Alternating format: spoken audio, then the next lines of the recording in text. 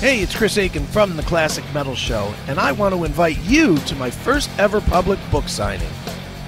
I'll be doing a special reading, question and answer session, and a signing of my new book, Little Victories, A Tale of Divorce, Debauchery, and Finding Happiness on Thursday, March 20th at Visible Voice Books, located at 1023 Kenilworth Road, Cleveland, Ohio, 44113. I'll have a limited supply of Little Victories on hand to sign.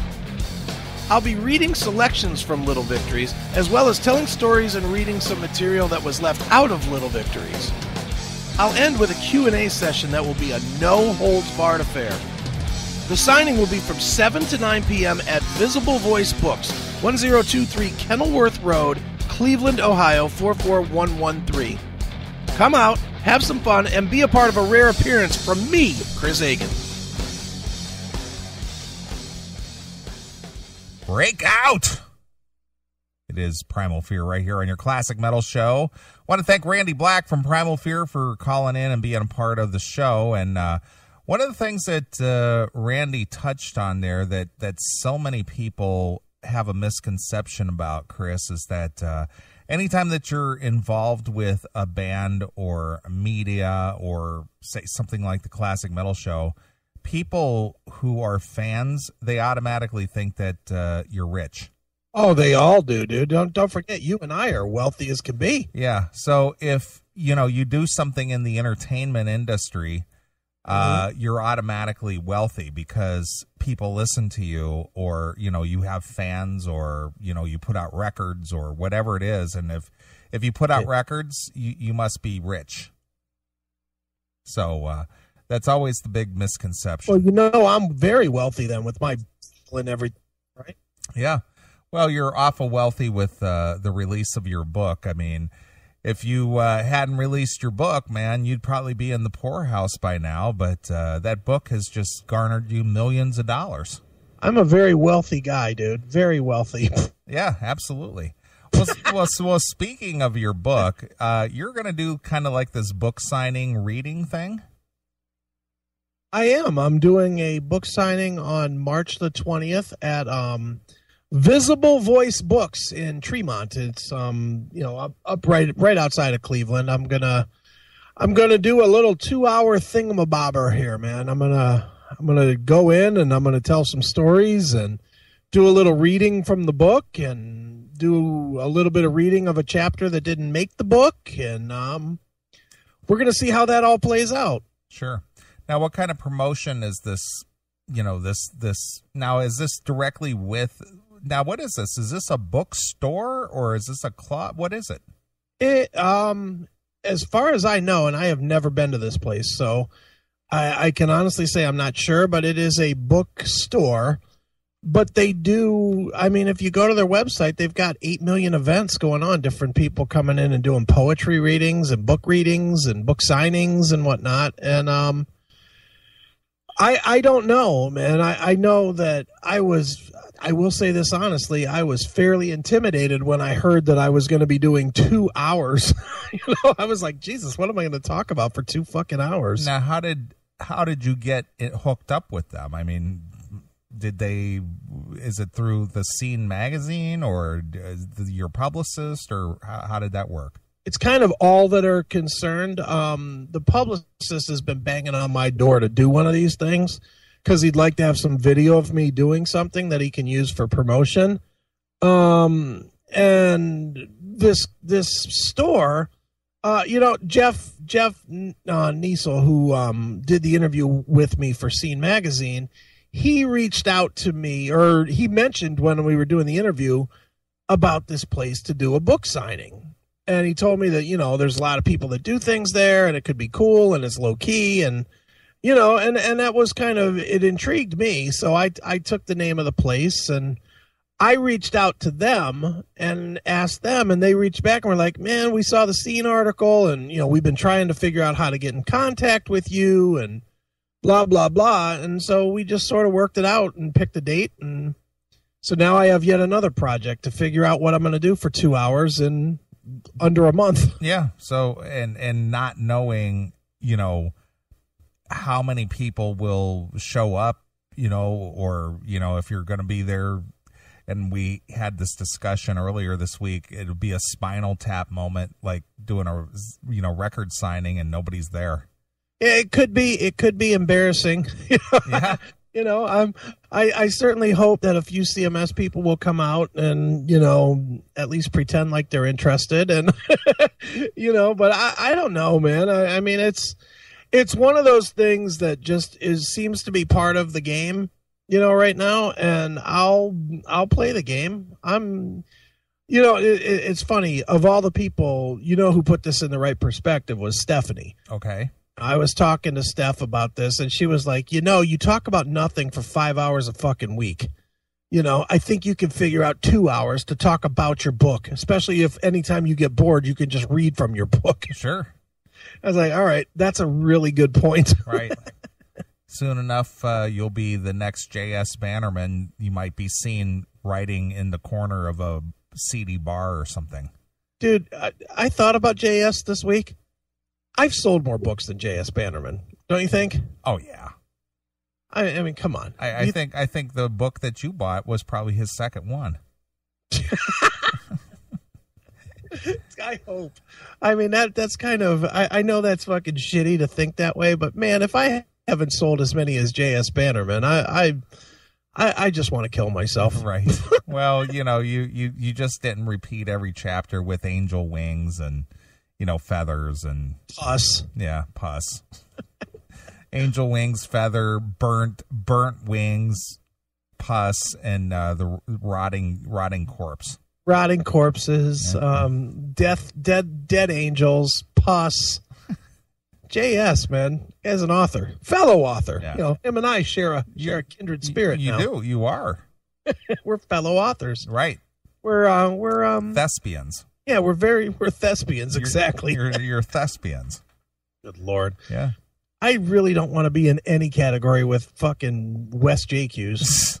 No category at all. Right. I ran him out of internet radio just because I didn't want him in my fucking world, and I really hope that I'm running him out of the book world. Right. I do not want to. I don't want to be in the same fucking zone as that fucking dummy. S Bannerman. Yeah. Angie Dockin in the chat room. I am going to get your book next week, Chris. Well, thank you, Angie. It's every book sale is very much appreciated. Well, look at people saving up their shekels and just saving for that time they can buy your book. Dude, you know what's crazy? And this is the honest to God's truth. From the reports that I get from Amazon and CreateSpace and and Barnes and Noble and whatnot. I've sold, I sold a bunch the first week. The first week, no doubt about it. Mm-hmm. I was my big week, like everybody else. It was new, it was exciting. People bought it, blah, blah, blah. But since then, I've been selling 20 or 30 a week. Well, that's good. It's like, wow. Yeah. I can't believe that people are so interested in this thing. And it's really, really... interesting right. that people are so interested in this thing. Well, it's good for you. I'm hopeful. I'm very hopeful that it's the start of something that you and I both do. Because I still I know we talk about all the time, and it I guess until it's done, nobody believes it, but I really truly believe that people are going to dig your book too, and and it's going to be a nice. All of these things are nice for the show. Sure. And mine is obviously very different than the show. I think yours is going to be somewhat different than the show, but it's almost going to explain the evolution of the show. Yeah, that's pretty much it. So I think that people are going to definitely want to hear that. And then, one of the next ones that I'm writing, which I've already started, and oh boy, is this thing going to be something. Is this book I'm writing about my 2.5 years in Korea. Right. And oh boy, people that are expecting another Little Victories with a lot of emotional stuff. You ain't getting that, my friends. This is a very depraved read. Yeah, this will be X-rated Tim approved. Oh yeah, this is going to be Tom. I really want to, once I get that book done, I want to have book reading with Tom Scott. Oh yeah, absolutely. Tom Scott reading about me just fucking running around banging hookers and whatnot, That will be epic. Sure. And yes, Angie, Doc, and Neeley is going to have a book. Neeley is definitely going to have a book. Right. We're in the, I guess, what are we in? We're in the phase where it's. We're just kind of kicking around ideas. Yeah, we're kicking around ideas, and it's really in the phase where we both have to just find the time to get started. Look at yours. Yay, I'm so happy. Well, there you go. I'm so happy. Yeah. That's so funny. But you know what I think has to happen, though, in your book? Every time you reference Akin, you have to write out the fucking bumper. Yeah. It's been 5 minutes. Yeah, it's been 5 pages, and it's time for Neeley to talk Akin. I think that would be solid. Yeah. It's been 5 pages. So great. Yeah. Well, I'm in Ryan. My new book should be called Love Me Long Time. Right. There you go. Jesus, Tom the Scott, I saved my welfare check. Wow, look at him. Hey, whatever it takes. Right. However I get paid, I'm good. Yes, Doc and Talk is always good. Oh, is it? Yeah, that's what Angie says. Well, you know, somebody that has the name Akin in her screen name. Yeah, I can't imagine that she wants to hear more Akin. Can you? No, not at all. Nice. Well, good. I'm glad to see you're still very active with the promotion, and you're getting opportunities to get out there to do some grassroots type things. Yeah, you know what? It's fun, and I mean, ultimately, I'm very focused. Believe it or not, I'm actually very focused on my charity that I'm working with, and I want to do good by the charity, and I want to sell a lot of books. Obviously, I want to sell some books because it puts money in my pocket. But I really, and I hate to get all serious for a minute, but I really do want to put some money into this charity, and I want to. I believe in the whole charity, and for once in my fucking miserable existence, I'd like to do something decent. Right. Well, we didn't really talk much about that charity. I know you talked about it in your Scene article, so why don't you give people the real quick lowdown on this charity that you're donating a portion of your sales to? Yeah, I'm donating 25% of every book that I sell. Of my profit to a company or a charitable organization called Common Ground. It's at Common Ground. What is it? commongroundhelps.org is the website. They're based out of Michigan. What they do is they offer a bunch of different mediums for people that are going through depression. If they don't have somebody to talk to. And they, like everybody else, they have a 24/7 hotline, and that's cool. But what led me to this charity was that they offer other mediums that I might have used had I known about them. Like they have an online chat, where you can go online and just chat with somebody. You don't have to talk to somebody. You can just literally type it out. It's completely anonymous and whatever. And then if you're even more modern type, like kids and whatnot. Now, today's world, you can actually text. They have a text thing as well. Mm-hmm. So, when I thought about it, and I mean, you can expound on this all you want because you were one of the guys. When I was going through it and I was all kinds of fucked up, I was beyond fortunate to have a lot of people that I could reach out to at any given time. Sure. Whether it was 2 PM or 2 AM, I could easily make a call. I could call you. I could call John, Stephanie, whoever, and somebody was answering the phone for me. Right. And, when I was choosing a charity, I was like, that is the core of my story. And I wanted to do, when I started looking for a charity, I wanted to give back, to maybe try and help somebody that doesn't have that option.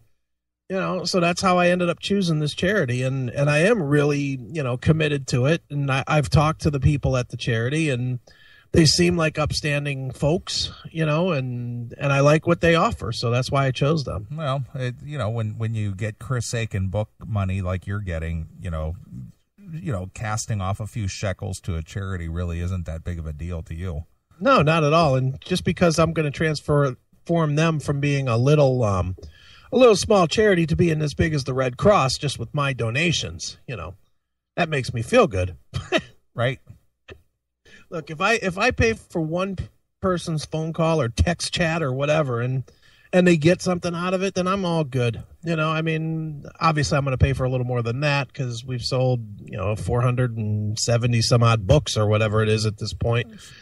But, I look, it's cool. And, I never thought that I'd be one of those guys, talking about my charity and, this and that. But, it's all part of the game. And, without getting too serious about it, I do like that whole paying it forward type of an attitude where you give something back. And hopefully when you need something, it's there. Sure. And that's kind of where I'm at these days. Right. Did you see who's in the chat room? Who? Miles the Shoe. Oh, the Shoe. I had a chat with Miles the Shoe, or not really a chat, but one or two exchanges this week. We're getting Miles the Shoe prepared for his launch on the CMS radio network. Nice. Neeley could write a book about how to finger banging in the car without the kids noticing. Wow, Miles the Shoe wrote that? Yeah, that's what he wrote. Jesus, Miles. Did you ask your mom about that? Finger banging. Nice. Wow. Look at Diamond Ryan. Jeez. Neeley will fuck your mom in front of your eyes. Wow. Really? Have you ever done that, Neeley? No. No? No. Have you ever banged somebody's mom with their kid in the other room? No. Never? No. All right. Well, I got you there. I'm very protective about children. But you'll finger bang a chick with the kid in the back seat. Yeah, well, true. There's some truth to that, but I was much younger then. I was only 26. All right, so let's say you get a smoking hot chick tonight. Will you finger bang her in front of her kid? No, of course not, dude. In the car? No. So you won't do the same thing that you did before? When you're a young guy and you're fortunate enough to have a older gal who, it's sort of like the whole, MILFy thing going on. Sure. You're just like really excited about it. But that, but at my age now, not that I'm not interested. It's just that got a little more sense about you. See, I think I'd be more engaged in it now than I was back then. Honestly, I like the excitement factor now a lot more than I did back then.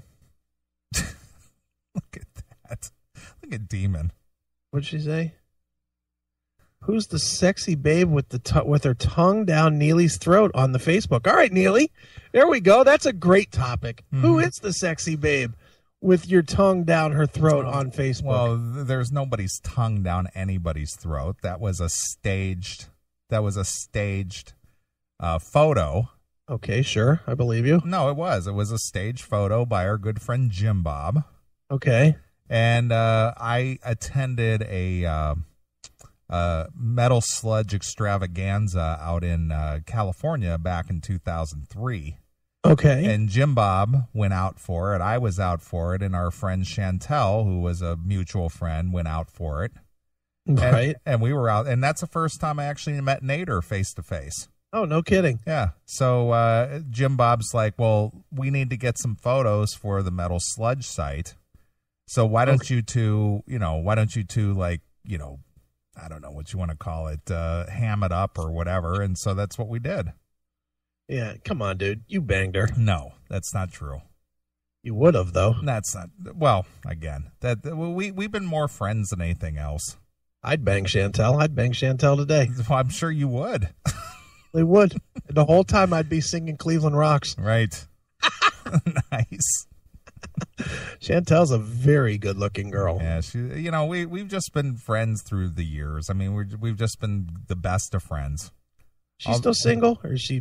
You know what? To be honest with you, since the whole Ian Hunter thing, yeah, I haven't had any contact with her. It's not because she's mad or something. It's just I haven't really chatted with her. It's been probably over. Is she mad? Huh? Is she mad? No. She wasn't mad. I just haven't had any, I haven't talked to her in a while. Nice. So I don't know. I don't think she's mad. I mean, I talked to her after the thing and she wasn't mad about it then. Okay. So, but I have not spoken with her in probably a year and maybe a year and a half. Well, if she's up for fat guy with six figures. So, yeah, I mean, I've known Chantel for, let me see. When did I meet her? I met her in 90. I want to say I met her in like 99. You met her long before there was even Metal Sludge, Chantel, didn't you? No, that's how I met her, was through Metal Sludge. Is that how? Yeah, because she was the first Sludgeette of the month. I thought she was like a fan of the CMS. No. I'll tell you exactly how it happened. Okay. Metal Sludge was pretty new. They were just under 2 years old. And she was a fan of Metal Sludge. Okay. Because she was a big Poison fan. Sure. And so she would write in her, remember when they used to take all the quote unquote viewer emails and, captures and this and that. Mm-hmm. Well, she went, remember the Boot Scoot Saloon? Oh, yeah. It used to be the Akron Agora. Oh, yeah, exactly. Mm-hmm. Well, Janie Lane was performing their solo. Okay. And he was just doing the Warrant stuff. This was when he was out of Warrant. And he was doing a solo show. And I went, and me and little Mike went. Okay. And she was there, and she was trying to get a capture with Janie Lane wearing the Metal Sludge shirt. Okay. And so I was standing there. I think Billy was there, too.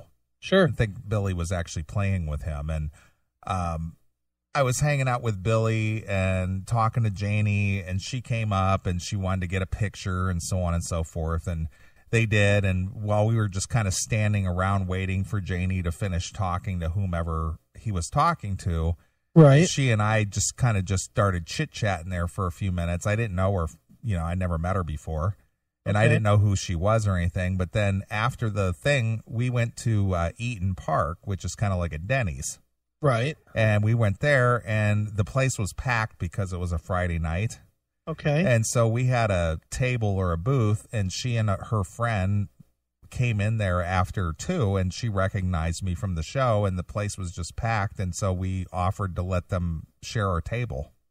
Oh, okay. And then she just started telling me that she was doing this for Metal Sludge and what a fan she was and, all that kind of stuff. And this is when Metal Sludge was still very anonymous.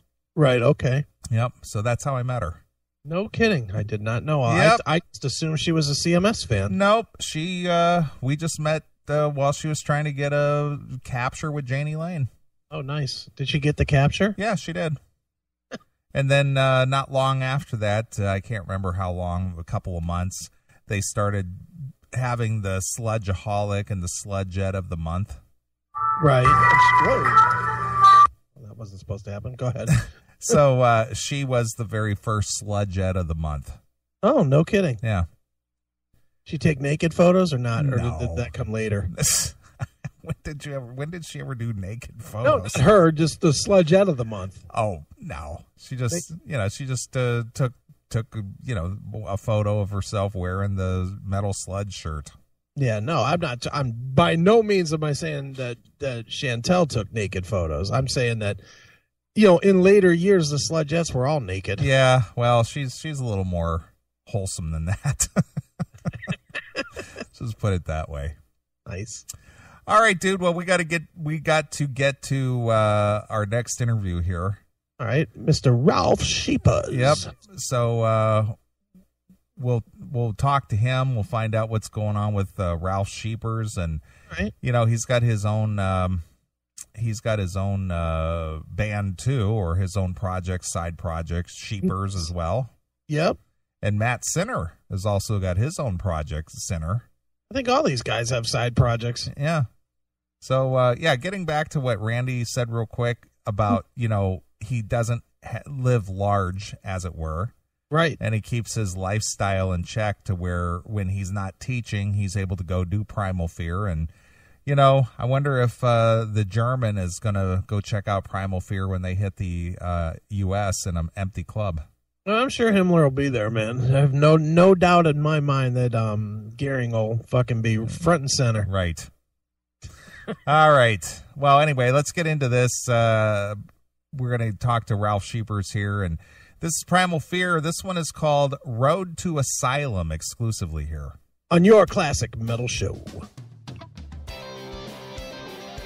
Hey, it's Chris Akin from the Classic Metal Show.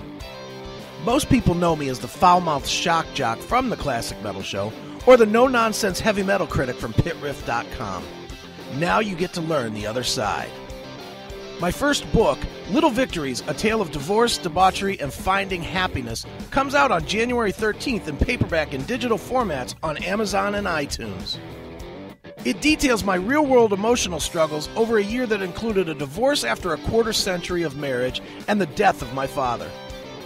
It profiles things I did right, as well as a bevy of things that I did wrong with the help of alcohol, and how I found my way out of the muck of the emotional state that almost saw me commit suicide. Pre-order your copy of Little Victories, A Tale of Divorce, Debauchery, and Finding Happiness today at www.chrisakinbooks.com and get in touch with the more fallible side of me, Chris Akin. Sounds happy, huh?